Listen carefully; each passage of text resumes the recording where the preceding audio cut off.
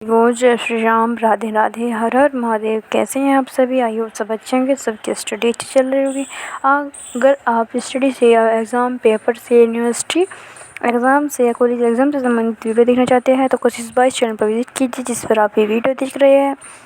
तो अब से पहले हमने पारसी धर्म, ईसाई धर्म और इस्लाम धर्म के लिए वीडियो बनाई है। इस 3 टॉपिक पर वीडियो बनाए हैं। उससे पहले और टॉपिक्स भी हैं।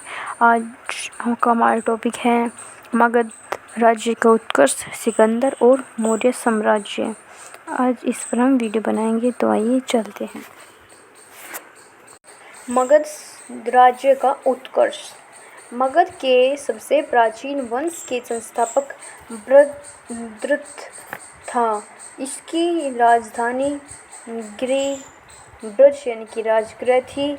जरासंध बृहद्रथ का पुत्र था। हर्यक वंश के संस्थापक बिंबिसार मगध की गद्दी पर 554 ईस्वी पर बौद्ध ग्रंथ के अनुसार में बैठा था।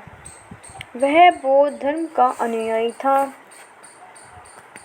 यह प्रथम भारतीय राजा था जिसने प्रशासनिक व्यवस्था पर बल दिया।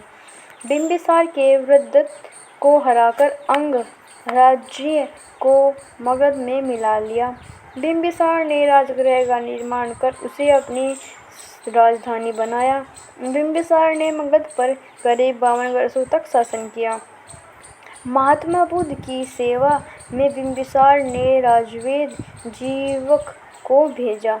अवंती के राजा पुरोहित जब पंडु रोग से ग्रसित थे, उस समय भी बिंबिसार ने जीवक को उनकी सेवा शुश्रूषा के लिए भेजा था। बिंबिसार ने वैवाहिक संबंध स्थापित कर अपने साम्राज्य का विस्तार कर लिया। इसने कौशल नरेश प्रसेनजित की बहन महाकौशल से वैशाली के चेतक की पुत्री चेल्लाना से तथा मृद देश आधुनिक पंजाब की राजकुमारी क्षेमा से शादी की। बिंबिसार की हत्या उसके पुत्र अजातशत्रु ने की थी। यानी कि बिंबिसार का पुत्र का नाम था अजातशत्रु। उन्होंने उनकी हत्या की थी और वह 493 ईस्वी पूर्व में मगध की गद्दी पर बैठा। इसका उपनाम कुणविक था। वह प्रारंभ में जैन धर्म का अनुयायी था। अजातशत्रु ने 300 वर्ष तक मगध पर शासन किया। अजातशत्रु के सुयोग्य मंत्री का नाम वृषक था। इसी की सहायता से अजातशत्रु ने वैशाली पर विजय प्राप्त की। जैन ग्रंथों से पता चलता है कि लिच्छवी से युद्ध में अजातशत्रु ने प्रथम बार रसमुसल आधुनिक टेकों के समान तथा महाशिला, कंटक, गुलेल जैसे 2 गुप्त हथियारों का प्रयोग किया। 461 ईस्वी में अपने पिता की हत्या कर उदयनी मगध की गद्दी पर बैठा। उदयनी ने पाटलिग्राम की स्थापना की। वह जैन धर्म का अनुयायी था। हर्यक वंश का अंतिम राजा उदयनी का पुत्र नागदशक था। नागदशक को उसके आत्मीय शिशुनाग ने 412 ईस्वी पूर्व में अपदस्थ करके मगध पर शिशुनाग वंश की स्थापना की। शिशुनाग अपनी राजधानी पाटलिपुत्र से हटाकर वैशाली में स्थापित की। शिशुनाग का उत्तराधिकारी कालशोक पुनः राजधानी को पाटलिपुत्र ले गया। शिशुनाग वंश का अंतिम राजा नंदिवर्धन था। नंदवंश का संस्थापक महापद्मानंद व अंतिम शासक धनानंद था। यह सिकंदर का समकालीन था। इसे चंद्रगुप्त मौर्य ने युद्ध में पराजित किया और मगध पर एक नए वंश मौर्य वंश की स्थापना की। और अब है नेक्स्ट सिकंदर का जन्म 356 ईस्वी पूर्व में हुआ।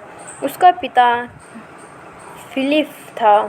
फिलिप 359 ईस्वी पूर्व में मकदूनिया का शासक बना। इसकी हत्या 329 ईस्वी पूर्व में कर दी गई। सिकंदर अस्तु का शिष्य था।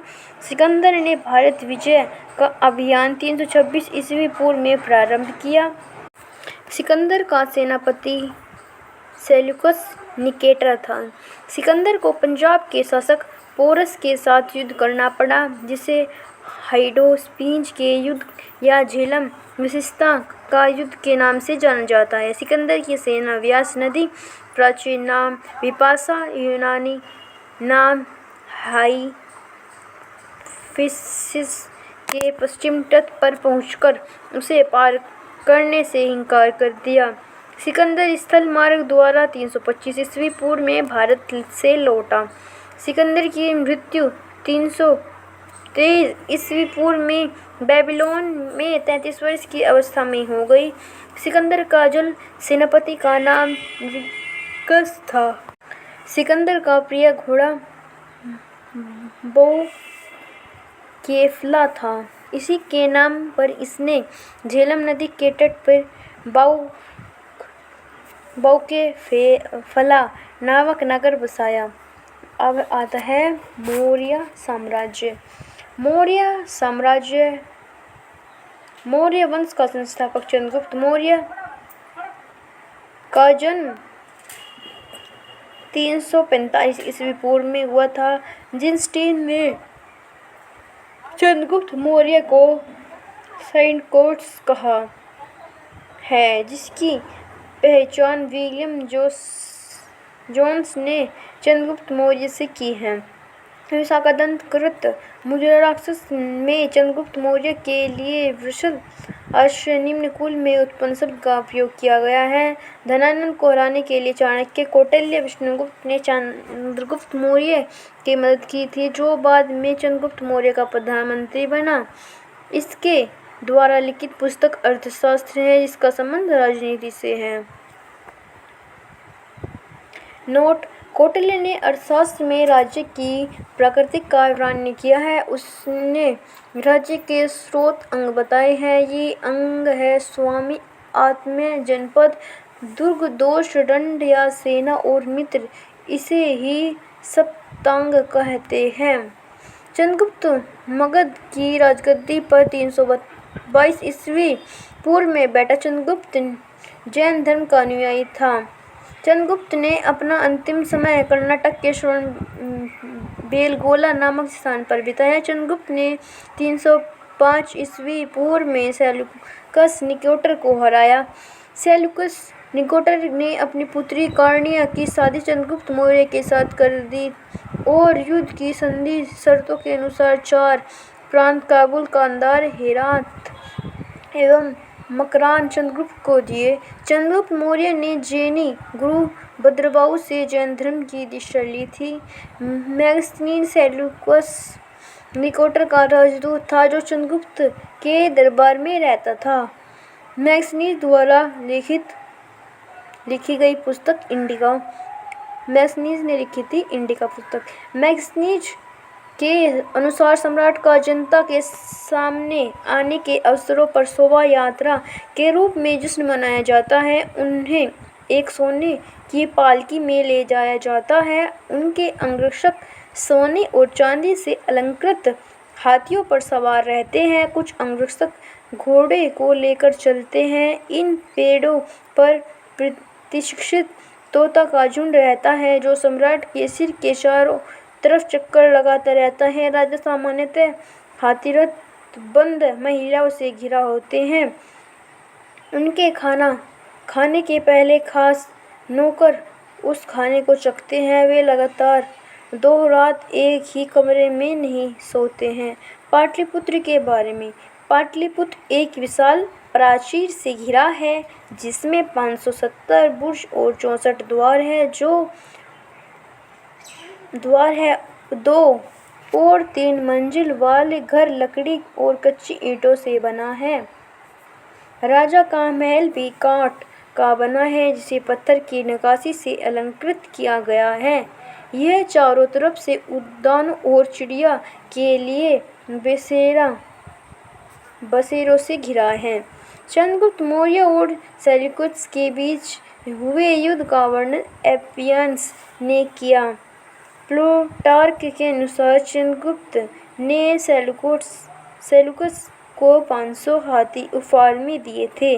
चंद्रगुप्त की मृत्यु 298 ईस्वी पूर्व में श्रवणबेलगोला में उपवास द्वारा हुई। आई होप आपको वीडियो अच्छी लगेगी। वीडियो यहीं पे कंप्लीट होती है। मगध राज्य का उत्कर्ष, सिकंदर और मौर्य साम्राज्य, ये 3 टॉपिक इस वीडियो में कवर किए गए हैं। अगर आप एग्ज़ाम या क्वेश्चन पेपर यूनिवर्सिटी या फिर कॉलेज लेवल के एग्ज़ाम या फिर कंपटीशन लेवल की वीडियो देखना चाहते हैं तो आप हमारे चैनल पर विजिट कर सकते हैं। अगर आपको ये वीडियो अच्छी लगी है और आप चैनल पर पहली बार विजिट कर रहे हैं तो चैनल को सब्सक्राइब करें, वीडियो को लाइक कीजिए। ऐसी ही वीडियो देखने के लिए आप सभी को जय श्री राम, राधे राधे, हर हर Mahadev. Do hard work and get success.